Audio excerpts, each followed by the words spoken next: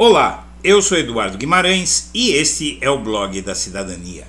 E foi graças a você que o Blog da Cidadania chegou a 500 mil de inscritos. Mas a luta continua.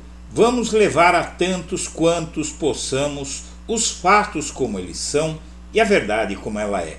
Por isso, inscreva-se no canal, acione o sininho das notificações e deixe o seu like. Bom dia, senhoras e senhores. Hoje é 4 de dezembro de 2023, são 8 horas da manhã.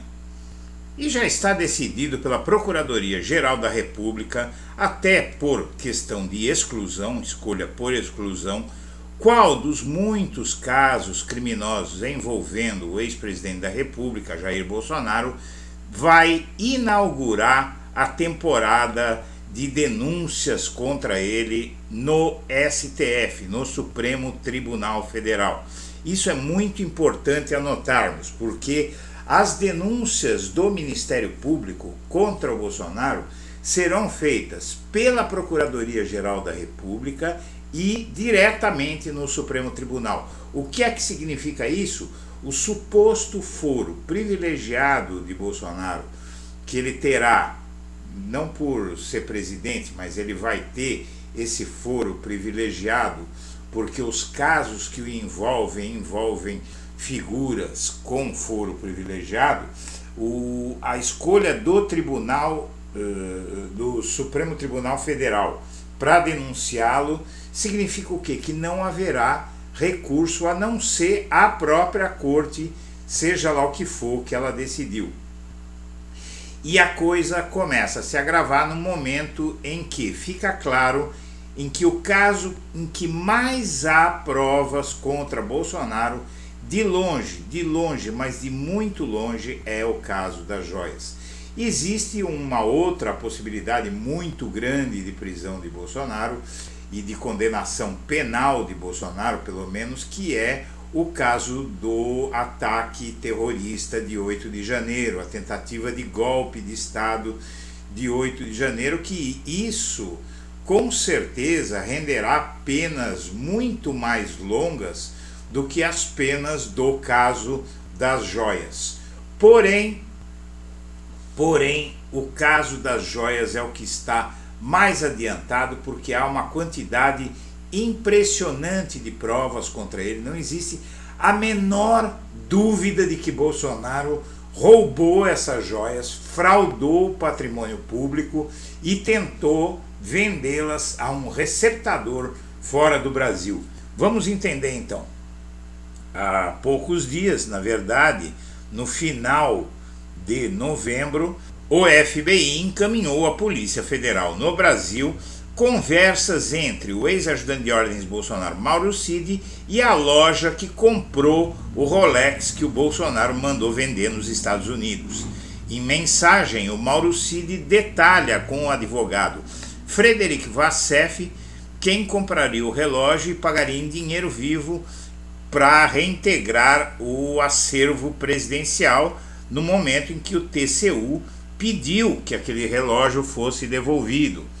Por meio de cooperação internacional, o FBI encaminhou à Polícia Federal troca de e-mails de Mauro Cid e a Precision Watches, loja onde o Rolex do ex-presidente foi recomprado de forma ilegal. Então isso é prova mais do que provada. Vai ficar muito difícil para o Bolsonaro negar que tudo aquilo estava sendo feito a mando dele.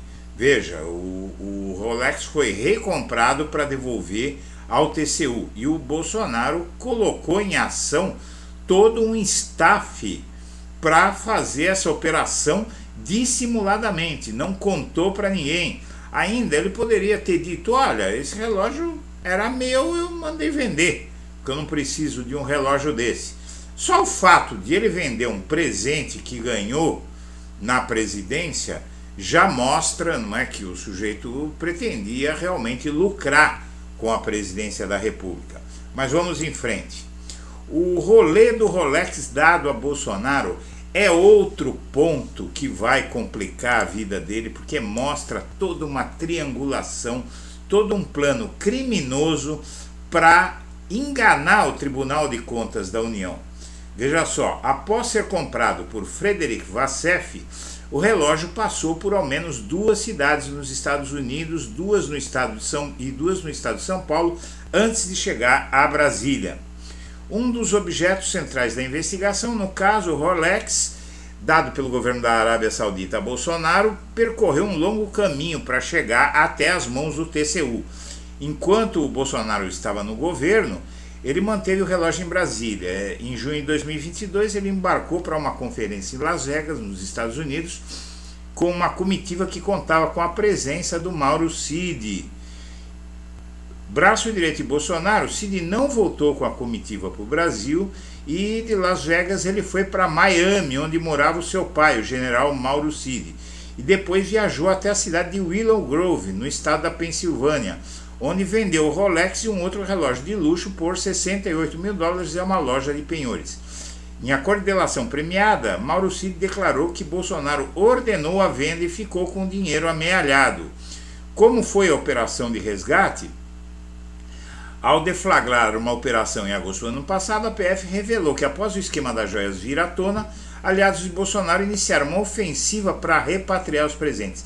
O fato é o seguinte, já começa com o Mauro Cid, enquanto ajudante de ordens da presidência, com cargo público, remunerado por dinheiro público, que viajou com dinheiro público, saiu pelos Estados Unidos em tour para vender um bem que pertencia ao patrimônio público. Só isso já é um crime. Mas a recompra do relógio para devolver para o TCU, porque o TCU pediu ao Bolsonaro para devolver o relógio. O que o Bolsonaro fez? Mandou recomprar o relógio nos Estados Unidos neste ano. Mas no ano passado ele mandou vender e usou dinheiro público para fazer toda essa operação, pagou passagem, pagou estadias, não é? E depois esse ano um esquema para enganar o TCU. Bolsonaro mandou recomprar, fez essa triangulação, que o relógio passou por Las Vegas, Nova York, o sítio de Atibaia da casa de Vassef, não é? Essa matéria saiu ontem, não é? E mostra muito bem essa triangulação.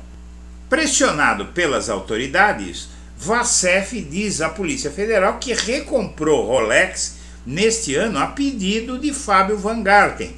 E aí já complica muito mais a coisa, porque o Fábio Van Garten é o advogado de Bolsonaro, então o Vassef já deixa claro ali que o Bolsonaro mandou recomprar o Rolex, não foi uma iniciativa dele, coisa nenhuma, porque ele tinha dito que ele decidiu comprar o relógio como um regalo para o Bolsonaro. Depois ele disse que o Van Garten, que é o advogado de Bolsonaro, tem que pagar ele pelo relógio, não é?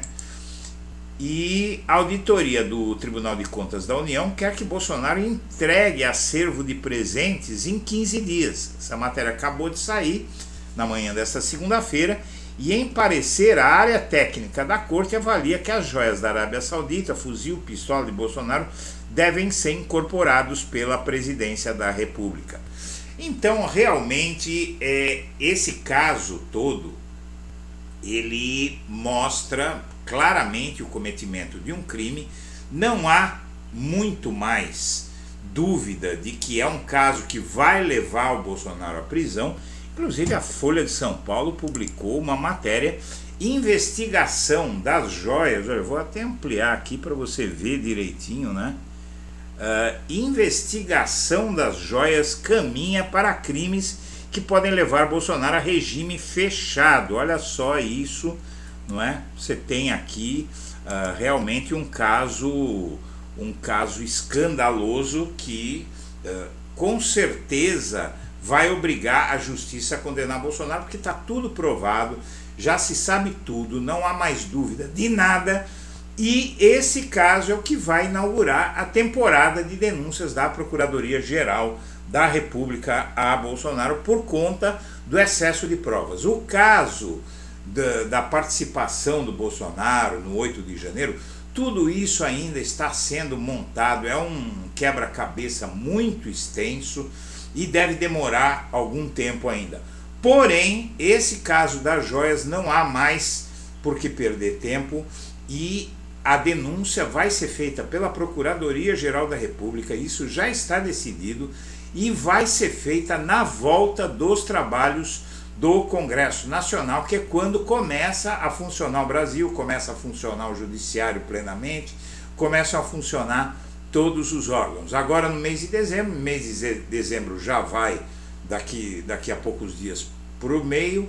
Demorou muito a nomeação do Procurador-Geral da República, porém, agora já há a nomeação. O Procurador-Geral da República não deve assumir esse ano, ainda vai ser nomeado no dia 13, na véspera das férias de fim de ano, então não tem como fazer a denúncia nesse ano e fazer a nomeação a posse do novo PGR esse ano, mas o PGR é um dos mais convictos, inclusive o novo PGR, o Gonê, é um dos mais convictos em relação ao Bolsonaro e em relação a tudo isso que pesa contra ele. Então a denúncia da Procuradoria-Geral da República Federativa do Brasil contra o ex-presidente da República, Jair Messias Bolsonaro, no sentido de que ele roubou o patrimônio público e mandou vender nos Estados Unidos e depois recomprou esse patrimônio público para enganar o Tribunal de Contas da União e as autoridades brasileiras, escondendo o fato de que tinha vendido os bens.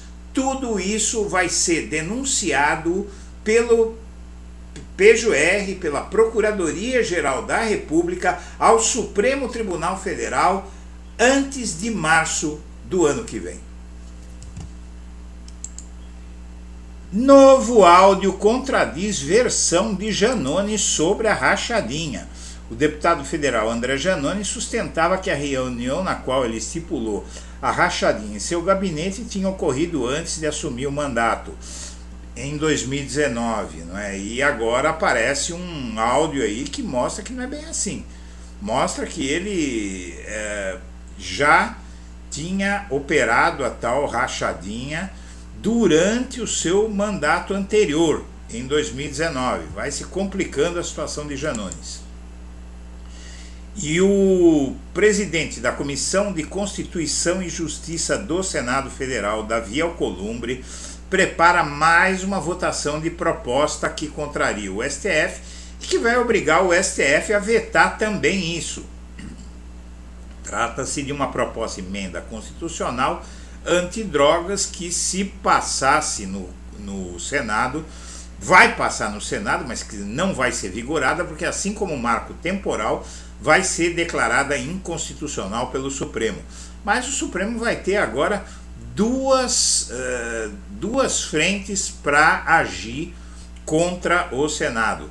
Vai ter que declarar inconstitucional o marco temporal, que tira direitos dos indígenas e dá a poceiros, e vai ter que proibir uma PEC que, se passasse, se fosse implantada, se fosse implantado o teor dessa proposta de emenda constitucional, não haveria cadeia suficiente no Brasil, porque quer colocar o garoto de 13 anos, foi preso, 13 não, maior de idade, né, 18 anos, foi pego com um baseadinho do tamanho de uma cabeça de alfinete, jogam ele na cadeia no meio de traficantes, e assim vai se ampliando a tragédia brasileira graças aos reacionários e, sobretudo, aos fanáticos religiosos. Não é que a grande desgraça desse país é a mistura da religião com a política, que em lugar nenhum do mundo deu certo, inclusive deu uma olhada no Oriente Médio no que está acontecendo, não é? O fanatismo religioso torna Israel alvo de uma disputa, Jerusalém alvo de uma disputa inútil e sangrenta. E o Ministério da Saúde lança um boot no WhatsApp para tirar dúvidas e desmentir as fake news em um momento de grande tensão no país, porque a cobertura vacinal, graças aos fanáticos religiosos, graças ao bolsonarismo, ao nazi-bolsonarismo, a cobertura vacinal está recuando drasticamente no Brasil. Já estão voltando casos de paralisia infantil no Brasil, graças a essa direita criminosa, fanática religiosa, picareta, que está afundando a República. Indicado de Lula à Procuradoria-Geral da República, Paulo Gonet cai nas graças da oposição e deve facilitar a aprovação do nome de Flávio Dino, porque vai ser julgado em bloco, vai ser votado em bloco, na verdade, no plenário do Senado, a indicação de Gonet e de Dino, e aí vai dificultar um pouco mais a reação da oposição, mas aí realmente são favas contadas. Claro, Dino não ganhou nada ainda, mas esse é um jogo que é muito difícil, praticamente impossível que o governo perca. E a Guiana vai virar um novo estado da Venezuela, é uma tensão aí preocupante, o Nicolás Maduro sempre levando as coisas ao limite, pode ter razão em muita coisa, tal, mas sinceramente eu acredito que está levando aí essa situação a um ponto desnecessariamente tenso que pode piorar a situação. Sarney, Alcolumbre e Elisiane. O Dino escala novos e antigos aliados para buscar votos na oposição por vaga no STF. Na verdade, a grande questão é o Sarney, que é um inimigo muito forte de Flávio Dino no Maranhão, e com o apoio dele, realmente o Sarney tem uma força, ainda detém uma força muito grande no Congresso Nacional. Então realmente isso vai ter peso. Indicado ao STF, o Dino vai enfrentar um clima de CPI na sabatina. Na verdade, a quinta série vai surtar, não é? Apesar que é no Senado, não é? Não vai ser tão baixo nível quanto na Câmara, mas vão tentar acusá-lo de todas aquelas coisas que criaram, simplesmente porque eu fiz esse vídeo ontem à noite, pessoal. Dos 98 deputados do partido do Bolsonaro na Câmara, na verdade 42 estão processados criminalmente e vão responder no STF. Metade do partido do Bolsonaro está com processos criminais e vai ser julgado pelo STF agora ou depois. Então isso explica por que eles têm tanto medo de Flávio Dino. E o Ciro Gomes sempre o mesmo, né? O sujeito foi lá, fez uma provocação a ele, ele meteu a mão na cara do rapaz aí, que é um burro, né? Um idiota, tentou aparecer às custas do Ciro Gomes, que é o outro imbecil igual a ele, e se produziu uma cena de violência que vai ser usada. Um político não deveria ser violento, não deveria demonstrar esse destempero, e é a razão pela qual a carreira política do Ciro Gomes não para de afundar. E por fim, o PTB diz pelo menos que vai voltar a ser de esquerda, tenta superar o desastre que foi ser dirigido pelo Roberto Jefferson, um picareta que nos anos 80 atuava como advogado, entre aspas, naquele programa Povo na TV. Era um programa Mundo Cão que tinha na TV, no SBT, e ficava explicando coisas lá, dando show de histrionismo, e esse sujeito afundou o PTB, e o PTB agora quer voltar a se inspirar em Getúlio, João Goulart e Brizola, e voltar a ser um partido de esquerda, um partido trabalhista de verdade, porque, caso não se saiba, PTB é Partido Trabalhista Brasileiro. Senhoras e senhores, eu agradeço a atenção e deixo o meu melhor abraço para todo mundo.